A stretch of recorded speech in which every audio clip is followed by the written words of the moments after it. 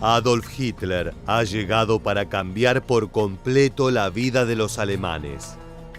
Las promesas de prosperidad parecen materializarse inmediatamente luego de tomar el poder en 1933. La nación resurge de las cenizas, o al menos eso es lo que muestra la propaganda nazi. Sectores que apoyaron al régimen comenzaron a gozar de beneficios económicos, pero alguien tiene que pagar por ello. La persecución de diferentes grupos crece más y más. No obstante, la víctima principal es el pueblo judío.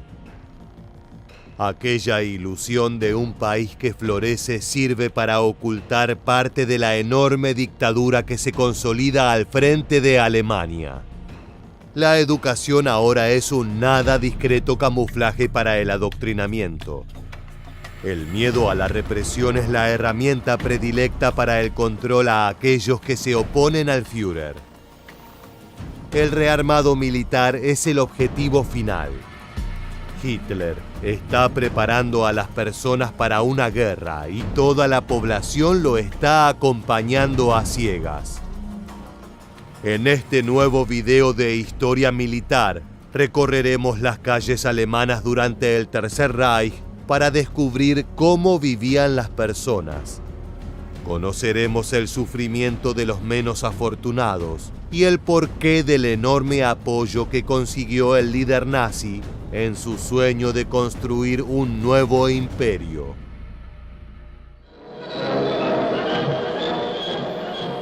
For most Germans, these were good years, a time of growing prosperity.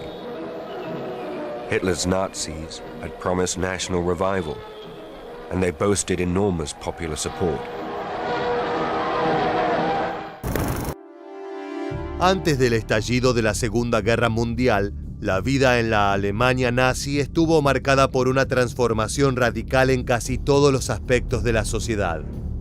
No obstante, a pesar de que en la actualidad podemos pensar que fue de manera negativa por tratarse de una dictadura totalitaria y racista, la población en ese entonces la veía con buenos ojos. Un aspecto crucial que influía en esa mirada era el crecimiento económico del país. Durante su campaña política, Adolf Hitler logró llegar a grandes multitudes utilizando el enojo de la gente por la derrota de la Primera Guerra Mundial y la firma del Tratado de Versalles. Ese acuerdo fue firmado por gobernantes de todo el mundo para poner fin a la contienda. Responsabilizó a Alemania por el conflicto y castigó al país de forma severa. Por medio de este, la nación perdió más del 10% de su territorio y se redujo su ejército a 100.000 hombres.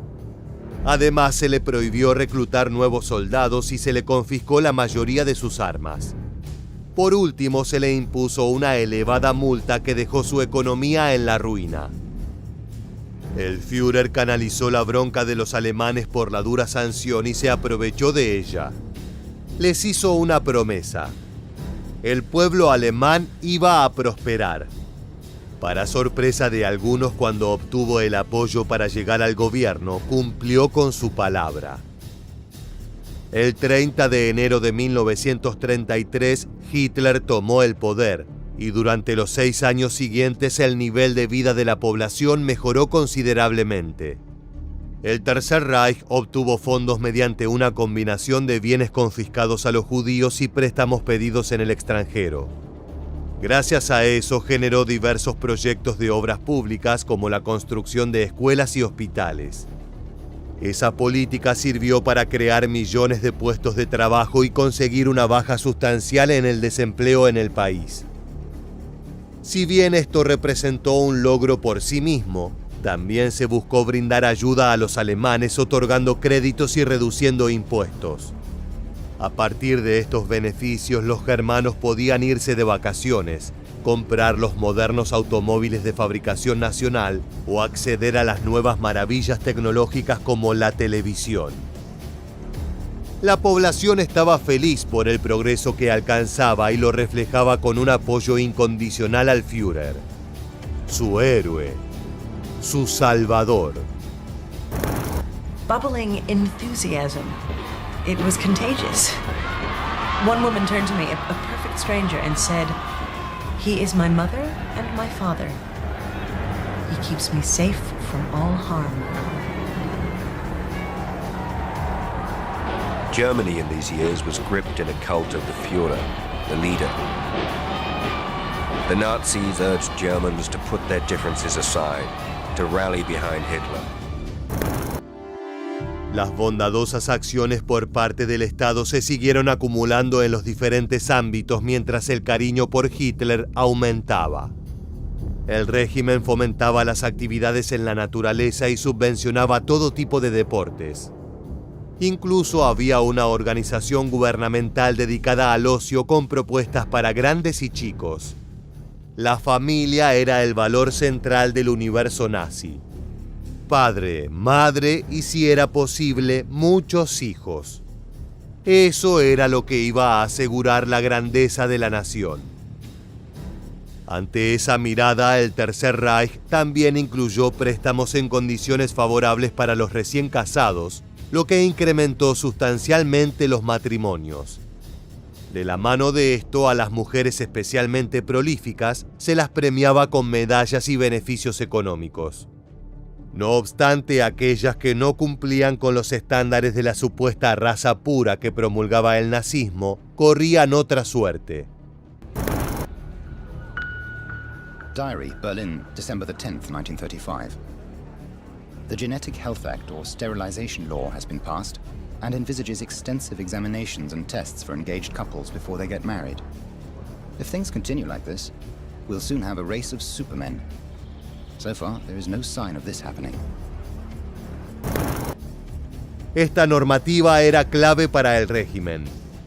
A través de las llamadas leyes de Nuremberg, lo primero que se buscó fue prohibir los matrimonios entre arios y judíos o cualquier otra persona perteneciente a grupos considerados inferiores.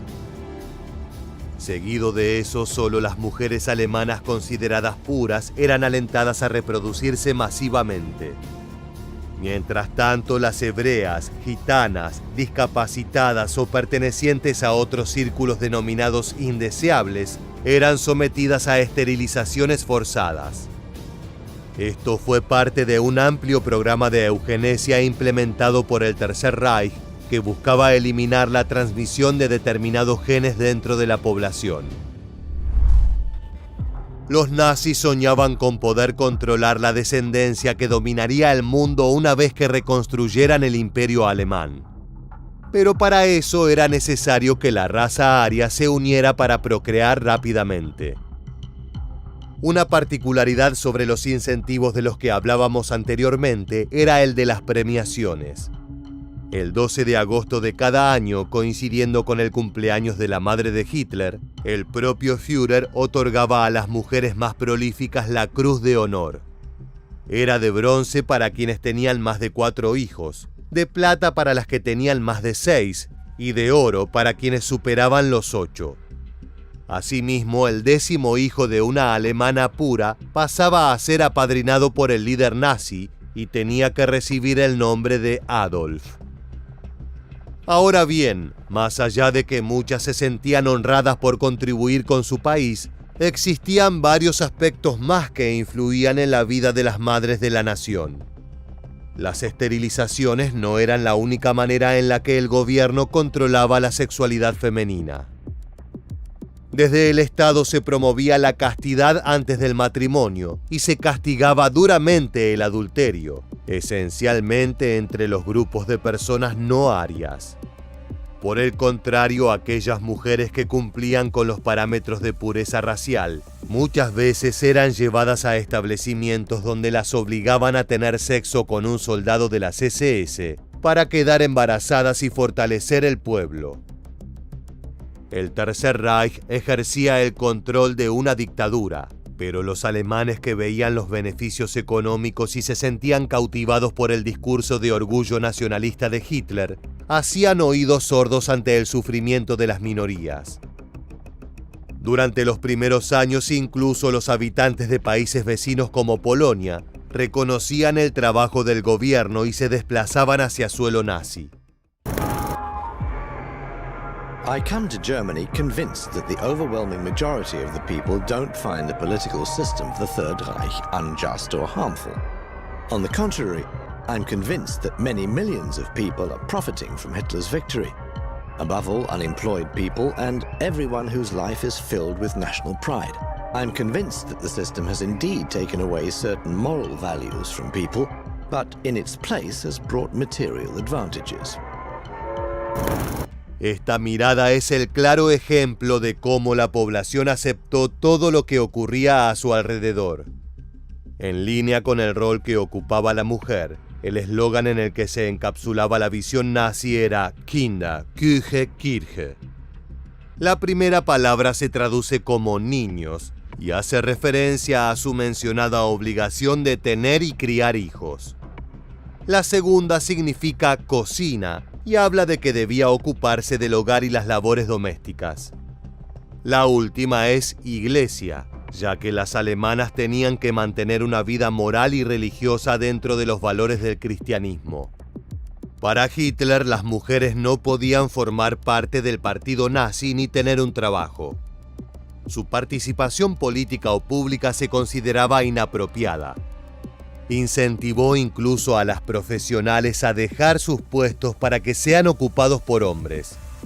De esa manera solo deberían dedicarse a la proliferación de la raza.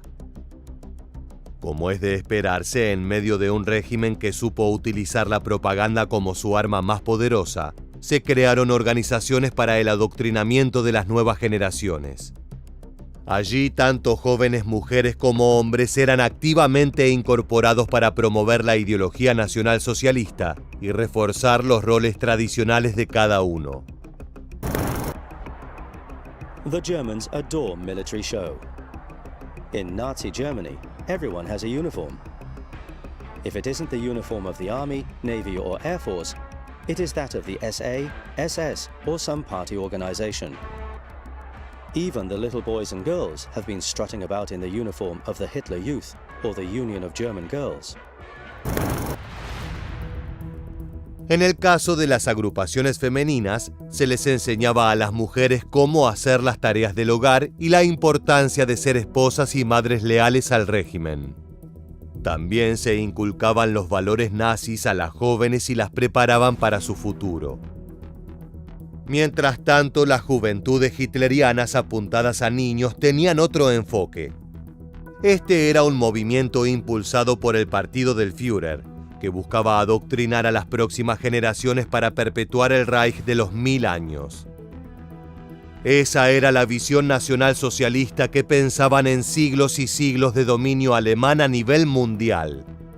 Y para lograrlo era necesario hacer especial hincapié en los jóvenes como los líderes del mañana. Ante esto, la enseñanza se concentraba en la militancia de los ideales, el entrenamiento físico, conceptos raciales y la obediencia absoluta a Hitler. Este movimiento era algo más que una simple versión alemana de los Boy Scouts, y es que pronto se convirtió en la entrada de la juventud en una vida militar. El líder nazi sabía que allí se estaban forjando sus futuros soldados para la gran guerra que iba a comandar. En 1936, esta organización paramilitar se convirtió en obligatoria para todos los niños de entre 10 y 18 años. No obstante, no era el único lugar en donde se llevaba a cabo el adoctrinamiento del régimen. Las escuelas también se convirtieron en centros donde a los niños se les inculcaban los valores nacionalsocialistas, incluso antes de abrir un libro de texto. Desde el inicio, los edificios ya lucían signos con esvásticas y retratos de Hitler, además de la bandera nazi en el patio del recreo. Aunque algunas materias como las matemáticas y la física no cambiaron demasiado, otras sufrieron variantes dramáticas. En las clases de biología, los profesores hacían foco en la pureza racial, contrastando la superioridad de los estudiantes arios con los miembros de la comunidad judía. Asimismo, les decían a las chicas que fueran selectivas con sus parejas matrimoniales, alentándolas a evitar la reproducción interracial. También se le daba gran importancia a la actividad física. En 1934 los nazis recuperaron el programa de ejercicios de 3 lecciones semanales que se había eliminado en el gobierno anterior. Además de mejorar la salud de los pequeños, la práctica estaba diseñada para enseñar habilidades de liderazgo y proporcionar la mentalidad de un soldado. Por otra parte, las clases de geografía también estaban plagadas de propaganda, con libros que enfatizaban en la geopolítica, la expansión de las tribus germánicas a lo largo de la historia y la superioridad alemana que debía volver a florecer. Más allá de todos los preparativos para la guerra, la población no era consciente de lo cerca que se encontraba el conflicto. Vivía en una engañosa sensación de paz y tranquilidad, donde Hitler era un líder ejemplar. Yesterday we followed the ceremonies on Buckerberg on the radio. Once again, Hitler spoke excellently. All over the world, war, strikes, unrest. Here, profound peace. The people know this, or they would not celebrate him so much. Sin lugar a dudas, la propaganda nazi estaba haciendo su trabajo a la perfección, y mientras la mayor parte de los alemanes llevaba una buena vida, el odio hacia una porción pequeña de los habitantes crecía cada vez más. Fueron ellos quienes conocieron la cara oscura de la dictadura del Führer desde el primer instante. Como podrás imaginarte, estamos hablando de los judíos. No obstante, además de la discriminación racial, este grupo fue apuntado como el culpable de todos los males que habían azotado a Alemania en el pasado. Eso generó odio y una feroz persecución. After the seizure of power, the National Socialists are able to connect directly with the anti-Jewish attitude of many resort managements and hoteliers. In 1935, Jewish tourists are completely excluded from the beaches of the German North and Baltic Seas. A corresponding decree from the Reich Ministry of the Interior in July 1937 is thus superfluous. A pesar de eso, el antisemitismo no puede adjudicarse exclusivamente al régimen nazi, ya que existía en Europa desde hacía varios siglos. La Iglesia cristiana primitiva los describía como personas que no estaban dispuestas a aceptar la palabra de Dios, que eran agentes del diablo y asesinos de Jesús. Durante la Edad Media, las leyes les impedían poseer tierras o ejercer cargos públicos. Estaban excluidos de la mayoría de las ocupaciones, lo que los obligaba a ganarse la vida mediante el préstamo de dinero, el comercio y el intercambio. Se los acusaba de causar plagas, de matar niños para rituales religiosos y de conspirar en secreto para dominar el mundo. Ninguna de estas acusaciones era cierta, pero fueron oportunamente tomadas por Hitler para desarrollar su plan. Los judíos fueron catalogados como el peor de los males. Todo lo negativo que tenía un impacto sobre Alemania se le atribuía a ellos, que ahora ya no solo representaban a un grupo de otra religión, sino una raza completamente diferente e inferior a los ojos del Tercer Reich. La persecución derivó en la expropiación de todos sus bienes para engrosar las arcas del gobierno nazi, y diferentes personalidades abandonaron el país por miedo a la represión. In the summer of 1935, Berlin looked like the cosmopolitan city it had been before 1933. A lot of traffic, advertising, hustle, tourists, and bustling activity. The expulsion of many artists and scientists was not readily apparent. Se había creado un enemigo despiadado que estaba siendo derrotado por el poderoso Führer. Así el líder terminó de conquistar los corazones de su pueblo. Cualquier cosa que él propusiera tendría el apoyo incondicional de los alemanes. De esa manera no fue difícil llevar a cabo una de las mayores atrocidades de la humanidad, el exterminio judío conocido como el Holocausto. Millones de personas que pertenecían a ese grupo fueron confinadas en los campos de concentración, donde vivieron en condiciones inhumanas y crueles. Los que no morían a causa de eso eran enviados a las cámaras de gas donde los asesinaban. No quedan dudas de que este fue el capítulo más oscuro de la Alemania nazi, pero los judíos no eran los únicos perseguidos por el régimen. De hecho, cualquier oposición al Tercer Reich era aplastada. Las instituciones democráticas fueron desmanteladas con la llegada de Hitler al poder.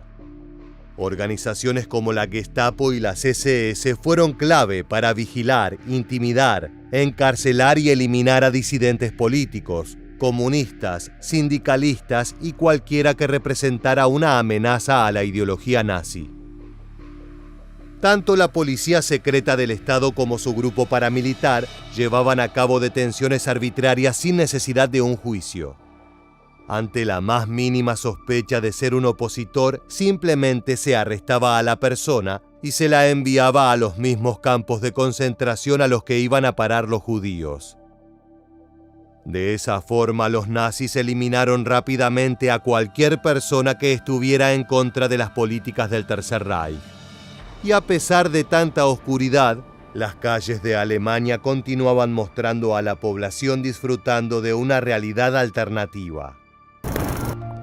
The year 1937 is the quietest of Hitler's 12-year reign. There are no foreign policy provocations, no new racist laws, no publicly staged pogroms. If one were to believe the footage shot by amateur filmmakers who come from the upper middle class, the people in Hitler's Reich enjoy their lives.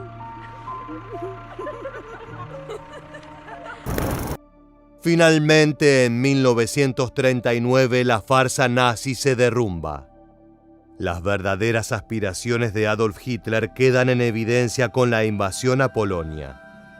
El rearme militar que se venía llevando a cabo en las sombras ha sido un gran éxito. Las fuerzas armadas del país son poderosas y avanzan rápidamente con el plan de expansión del Führer.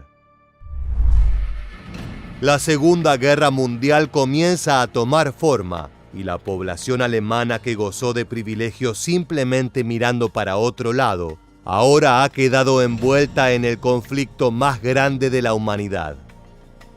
La contienda dejará millones de muertos y la caída del Tercer Reich.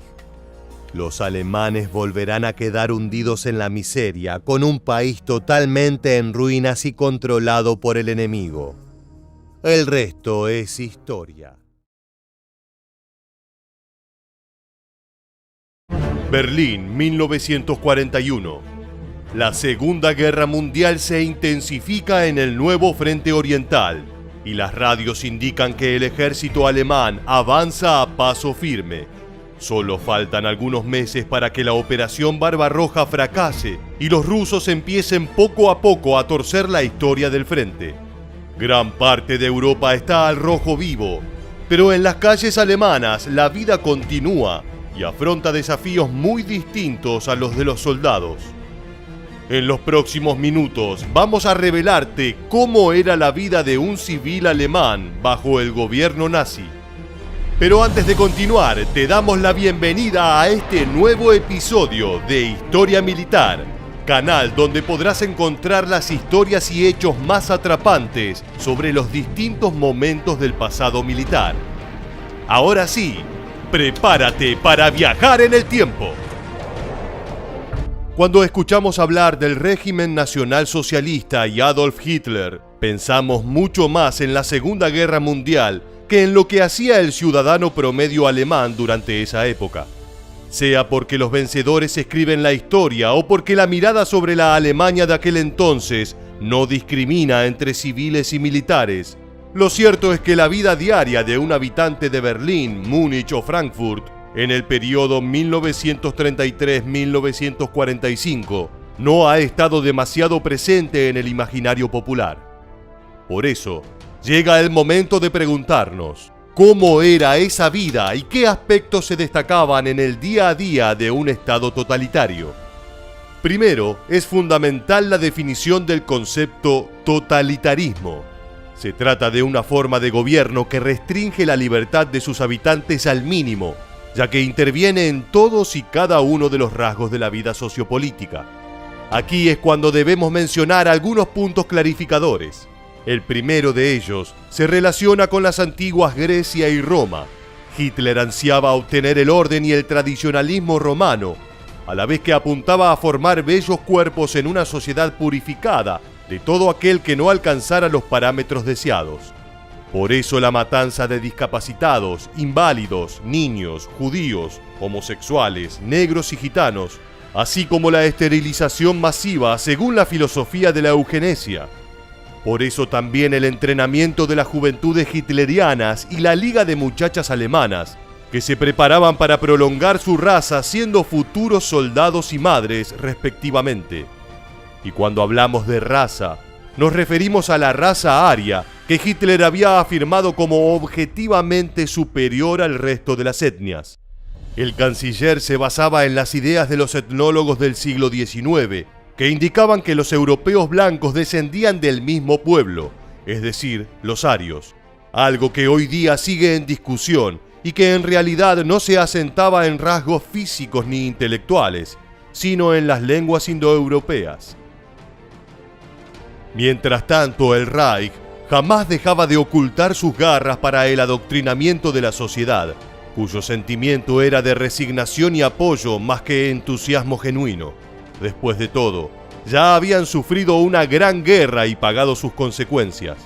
No obstante, era verdad que la situación económica y laboral había mejorado a partir del gran impulso de la obra pública, la fabricación de Volkswagen y, más que nada, el progresivo rearme que reactivó las fábricas. Ahora el obrero podía obtener beneficios del Frente Alemán del Trabajo, tales como entradas de teatro gratuitas, viajes y otras recompensas. Aunque en contraste, el 20% de los más pequeños cerró debido a las nuevas normativas y el trabajador extendía su horario con un salario inamovible y un incremento en los accidentes. Esto sin contar el ingreso forzoso al servicio de trabajo del Reich desde 1935 para los desempleados e inexpertos. En fin, la gente iba al colegio, iba de compras y hasta recibía premios monetarios por casarse y tener hijos para la raza aria. Y al mismo tiempo, aceptaba esa especie de oscuridad cotidiana presente en los nuevos planes de estudio de las escuelas, la propaganda radial, el racionamiento de la comida y ropa que se agravó desde 1939 en adelante, la obligatoriedad del ingreso a la Wehrmacht, el envío de familias consideradas indeseables a guetos en territorios ocupados y el control absoluto del sistema judicial por parte del gobierno. Esto último fue lo que hizo especialmente imposible cualquier oposición, en tanto el número de delitos que recibían la pena de muerte aumentó de 3 a 46 hacia 1939. Con todo, la sociedad debía seguir viviendo, a pesar de lecherías que disfrazaban la escasez de alimento con botellas de adorno, esposos yendo al frente de combate y esposas y chicos trabajando en fábricas o escapando al campo y el exterior.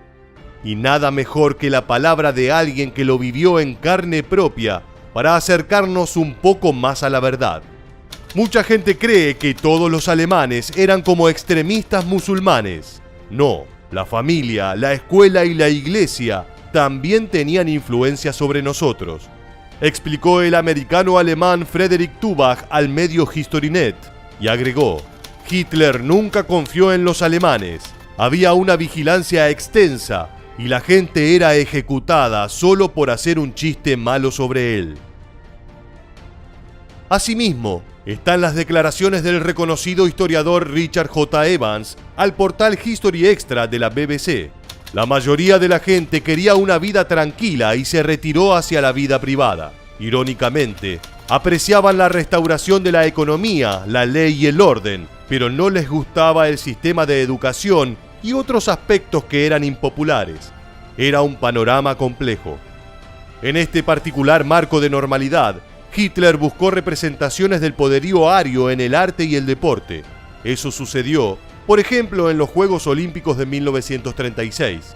Aquí vale agregar el trabajo de la cineasta Leni Riefenstahl, que con su película Olimpia comparó la destreza de los atletas nacionales con aquellos semidivinos de los antiguos Juegos Olímpicos griegos. En esta misma línea, y bajo la guía del ministro de propaganda Joseph Goebbels, se presentó un decálogo que pretendía controlar desde el tempo hasta las maneras de tocar un instrumento de las agrupaciones musicales. ¿Y qué pasaba con las mujeres? Hijos, casa, iglesia y tradicionalismo de vestimenta eran su destino, uno para el cual se aportó incentivo financiero. No obstante, más de 2 millones de mujeres se unieron al trabajo entre 1933 y 1939 debido al crecimiento de la economía. Por último, cabe preguntarse, ¿cuánto sabían los alemanes respecto de las atrocidades cometidas por su gobierno? Una posible respuesta está nuevamente en la voz de Richard Evans, quien afirma que al menos hacia 1942 el tema de los campos de concentración era bastante conocido. Pero vale escuchar una vez más a Frederick Tubach. Nadie preguntaba porque había miedo de descubrir qué les había pasado a los judíos. Después, con el bombardeo aliado y la guerra total, ya dejó de importar. Si la verdad hubiera salido a la luz, habría sido fatal. No es ninguna locura afirmar que la vida bajo el Tercer Reich tuvo componentes tan impactantes como aquellos del campo de batalla. Es importante remarcar que la vida siempre se abre camino bajo cualquier circunstancia, y aquella de los alemanes durante el nazismo no fue la excepción. Mucho se habla del rol de los hombres y las juventudes hitlerianas masculinas durante la Segunda Guerra Mundial, de cómo sirvieron al nazismo en su ascenso al poder y de cómo ayudaron a que se mantuviera vigente. Por otra parte, poco se reflexiona sobre el papel que se le daba a la mujer, sobre todo a niñas y jóvenes, que aunque no se crea, también formaron parte de la compleja y aceitada maquinaria de guerra y exterminio del Tercer Reich. En este video te proponemos explorar cómo fueron formadas y las distintas funciones que llevaron adelante las Mädel, o muchachas en alemán, su importancia para el Tercer Reich, su compromiso con el nazismo y los trabajos más secretos y oscuros que llevaron a cabo. Es común que al repasar la historia se le quite importancia a la participación femenina en la guerra, dado que la mayoría de los enfrentamientos se dan entre las tropas masculinas de cada uno de los bandos. Pero en el caso de una sociedad tan organizada, segmentada y sobre todo controlada como la de la Alemania durante el período nazi, las mujeres eran vistas como engranaje fundamental para el funcionamiento de la nación. Antes de explicar cómo se organizaba la población femenina del Tercer Reich, vamos a brindarte un poco de contexto para comprender los increíbles métodos de adoctrinamiento juvenil establecidos por Adolf Hitler y su temible formación nazi. En 1926 se fundaron las Juventudes Hitlerianas con el propósito de entrenar a los jóvenes para su ingreso a las SA o tropas de asalto, una formación paramilitar del partido.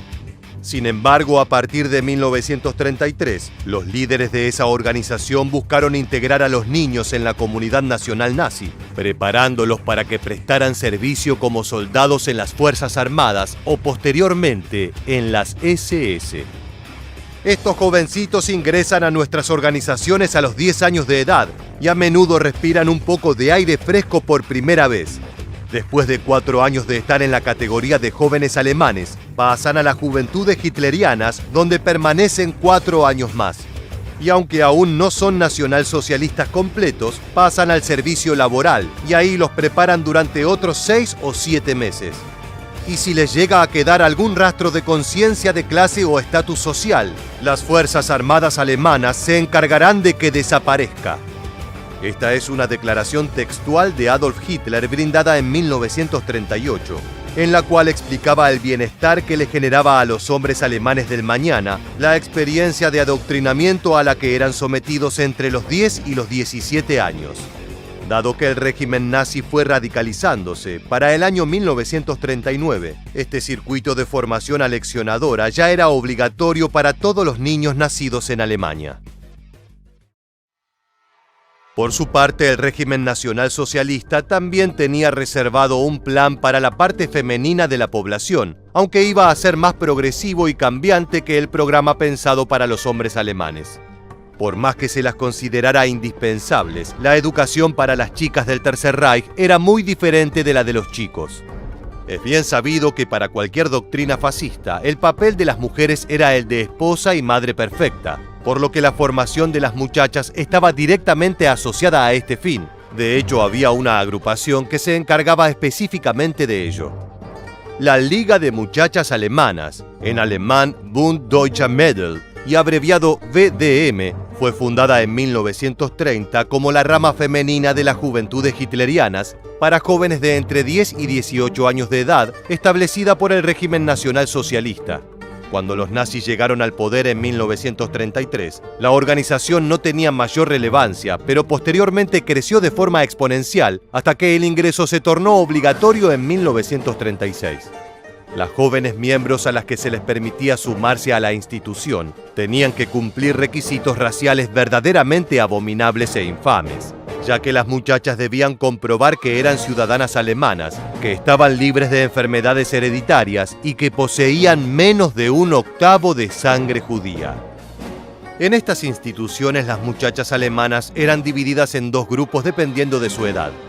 Las niñas de entre 10 y 14 años formaban parte de la Liga de Jóvenes, Jungmädelbund en alemán, y las niñas de entre 14 y 18 años eran miembros de la VDM propiamente dicha. Allí las futuras esposas y madres del Tercer Reich participaban de diversas tareas, muy similares a las que podrían llevarse a cabo en un grupo de Girl Scouts, en los cuales fomentaban la socialización entre ellas, pero manteniendo un estricto criterio sobre el rol de la mujer en la sociedad alemana. Las actividades que realizaban eran menos físicas que las de los varones, dado que las autoridades no esperaban que las muchachas participaran de la guerra. Se pretendía que esta organización formara mujeres íntegras que se convirtieran en las esposas y madres perfectas, pero para ello todavía faltaba un paso más. En el año 1938 se añadió una tercera sección, conocida como Sociedad de Fe y Belleza, o Glaube und Schönheit en alemán, una asociación voluntaria que estaba abierta a las chicas de entre 17 y 21 años que ya habían tenido su paso por la VDM. Esta nueva organización también se conocía con el nombre Escuela de Novias y tenía como objetivo prepararlas más profundamente para el matrimonio, la vida doméstica y los futuros objetivos profesionales, con actividades que iban desde cuidados maternales hasta economía del hogar. Para la mirada conservadora nacionalsocialista, lo ideal era que las chicas se casaran y tuvieran hijos una vez que contaran con la edad necesaria, pero el crecimiento del país en conjunto con el advenimiento de la guerra haría que los lineamientos de esta institución mutaran por completo. El estallido de los enfrentamientos de la Alemania de Hitler contra los aliados generó un cambio en la matriz social germana. Los hombres eran obligados a acudir como soldados a los diferentes frentes, abandonando sus puestos de trabajo, ya sea en la industria o en el campo, dejando los empleos de la nación en pausa. Las directoras de las organizaciones que formaban mujeres se vieron obligadas a replantear su ideal de la feminidad nazi, ya que veían cómo las mujeres que habían quedado en retaguardia tenían que ocuparse de tareas para las que no habían sido preparadas, como de la producción industrial y el trabajo de la tierra para cubrir el déficit de mano de obra masculina. En ese momento no se veía tan mal el trabajo femenino fuera del hogar. Con la guerra en curso, las mujeres que para ese momento ya ocupaban trabajos en la vida civil, empezaron a ser convocadas para colaborar en distintas tareas con las Fuerzas Armadas alemanas. Al principio cumplían con tareas femeninas como recibir a los soldados heridos, escribir cartas a los combatientes para alentarlos y confeccionar vestimenta para los soldados y población civil. Cuando el conflicto armado escaló, las muchachas que por razones físicas y de entrenamiento no podían participar del frente de batalla, empezaron a cumplir otras actividades, como por ejemplo ser auxiliares y secretarias militares, enfermeras, fabricando municiones o incluso como guardias de vigilancia antiaérea. Una vez que el régimen empezó a exponer su cara más cruel, algunas mujeres demostraron que la maldad, la crueldad, el racismo y la perversidad no eran exclusivas de los hombres del Tercer Reich. Se buscan trabajadoras sanas de entre 20 y 40 años para un emplazamiento militar, se leía en un anuncio de empleo de un periódico alemán en 1944. En dicho aviso se prometía a las seleccionadas buenos salarios y comida, alojamiento y ropa gratuitos. Lo que no se menciona es que la ropa sería un uniforme de la SS, ni que el sitio militar era el campo de concentración de mujeres de Ravensbrück. En 8 atractivas villas de construcción sólida con persianas de madera y balcones, desde los que se podía divisar un bosque y un hermoso lago, vivían estas mujeres nazis que oficiaban de guardias de este complejo del horror. No es menor que desde los dormitorios de aquellas cabañas también se podían divisar la fila de prisioneras encadenadas y las chimeneas de las cámaras de gas. Muchas de las jóvenes provenían de familias pobres que abandonaron la escuela temprano y tenían pocas oportunidades profesionales, por lo que un trabajo en un campo de concentración les significaba salarios más altos, alojamiento confortable e independencia financiera. Además, muchas habían sido adoctrinadas temprano en la BDM y creían en la ideología de Hitler, por lo que accediendo a este tipo de trabajos, creían que estaban apoyando a la sociedad y haciendo algo contra el enemigo. Unas 3.500 mujeres trabajaron como guardias en los campos de concentración nazis, y muchas acabaron trabajando más tarde en sitios de exterminio como Auschwitz-Birkenau o Bergen-Belsen. En estos espacios de tortura y aniquilación, particularmente en Ravensbrück, fueron encarceladas más de 120.000 mujeres de toda Europa. Muchas eran combatientes de la resistencia u opositoras políticas. Algunas fueron consideradas no aptas para la sociedad nazi, entre las que se encontraban judías, lesbianas, trabajadoras sexuales o mujeres sin hogar. Se cuenta que al menos 30.000 prisioneras fallecieron, ahorcadas, en cámaras de gas, otras murieron de hambre, por enfermedades o fueron obligadas a realizar trabajos forzados hasta morir. Fueron tratadas brutalmente por muchas de las jóvenes guardias nazis que las golpearon, torturaron o incluso asesinaron. No se trató de monstruos extraordinarios, sino de mujeres ordinarias con una educación doctrinaria que justificó que terminaran haciendo cosas monstruosas. Si encontraron interesante esta historia, los invitamos a suscribirse al canal y conocer más historias militares.